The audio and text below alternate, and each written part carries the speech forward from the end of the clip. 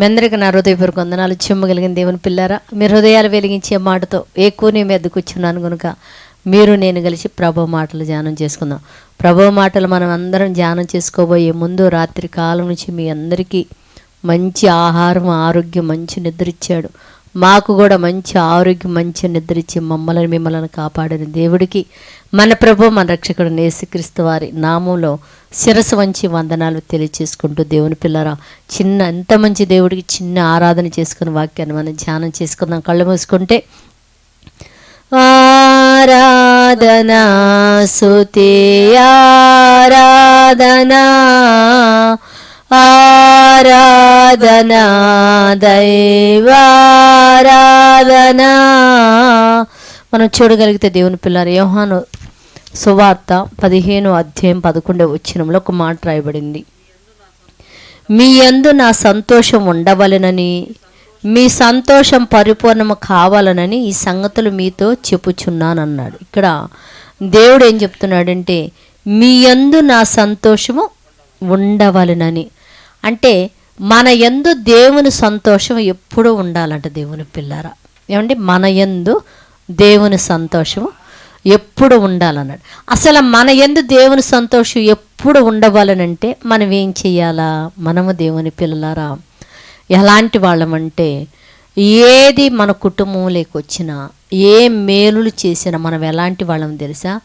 నేను చేశాను, నేను కష్టపడితే వచ్చింది, నేను చేస్తే వచ్చిందని చెప్పి మనం పొగుడుకుంటూ మనం గొప్ప చేసుకుంటున్నప్పుడు దేవుని పిల్లారా మనం తృణీకరింపబడతాము. మన కుటుంబంలో వాళ్ళు కూడా ఏమి ఒక్కదానివే చేసావు, మేము కూడా చేయలేదని మాట్లాడతారు. కానీ దేవుని పిల్లారా, ఏ చిన్న సహాయం మన కుటుంబంలో జరిగినా, దేవా నీ వలనే మేము ఈ పని చేయగలిగాం, నీ వలనే ఇది నా కుటుంబంలో జరిగింది, నీ వలనే ఈ మేలు నాకు జరిగింది, అప్పుడు దేవుడు సంతోషపడతాడు. దేవుని పిల్లరా, నా సంతోషం మీ యందు పరిపూర్ణత కలగాల. పరిపూర్ణత అంటే ప్రతి దానిలో కూడా నేను కష్టపడ్డాను, నేను నాది అనేది నువ్వు వదిలిపెట్టేసి, దేవుని దయ వలనే నేను ఇది చేయగలిగాను, ఇది దేవుని వలనే కలిగిందని ఎప్పుడైతే నువ్వు అంటావో, దేవుని సంతోషము నీ యందు పరిపూర్ణమైందన్న దేవుని సంతోషం నీ యందు ఎప్పుడు పరిపూర్ణమై అవుతుందో అప్పుడు అంట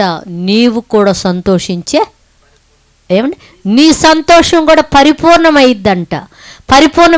నీతో కలిసి నీ బిడ్డలు దేవుని వల్లనే మనం ఇది పొందాం, దేవుని వల్ల నీ అనుగ్రహం మనం జరిగిద్దని నీ సంతోషం కూడా అధికమైపోయిద్దంట. ఏదైనా చూడండి, మనం ఏదైనా వంట చేసినప్పుడు ఏం చేశాను, అమ్మ చాలా బాగా చేసావంటే దేవుని దయరా, నాకైతే ఇది రాదు, దేవుని దయ వల్ల ఇది చేశారన్నావు అనుకో, నువ్వు ఆ మాటలో నువ్వు సంతోషపడతావు, నిన్ను పొగిడిన నీ బిడ్డ కూడా సంతోషపడతారు.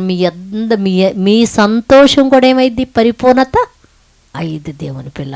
అప్పుడు దేవుడు సంతోషపడతాడు, నీవు సంతోషపడతావు దేవుని పిల్లరా.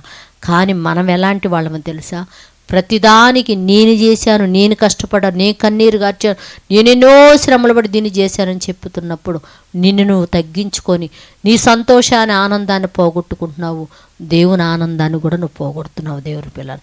ఎవరైతే నాది నేనే చేశాను అని చెప్పేసి మాట్లాడి వారు అనారోగ్యానికి గురవుతూ తన సంతోషం పోగొట్టుకొని దేవుడు సంతోషాన్ని కూడా ఎవరైతే పోగొడుతున్నారో వాళ్ళు తిరిగి మారే విధంగా ప్రార్థన చేసుకుందాం. పరిశుద్ధుడా, జీవము కలిగిన మా పరలోకపు తండ్రి, ఇదిగో నా సంతోషం మీ యందు పరిపూర్ణము అగునట్లు, మీ సంతోషం కూడా అధికమగునట్లు ఉండమని చెప్తున్నావయ్యా. అవును తండ్రి, ప్రతిదీ మేము భూమి మీద ఏది సాధించినది కేవలం నీ దయాన్ని, కనికరం వల్లనే మేము సాధిస్తున్నాం కనుక తండ్రి, ఇదిగోనైనా నీ సంతోషం మా యందు పరిపూర్ణంగా ఉండినట్లు మేము కూడా మిక్కిలి అధికంగా నీ యందు సంతోషించే భాగ్యం ఎంతమంది అయితే పోగొట్టుకున్నారో అట్టి బిడ్డలు పొందినట్లు మీరు సహాయం చేయమని తండ్రి నేను బతిమలాడుకుంటున్నానయ్యా.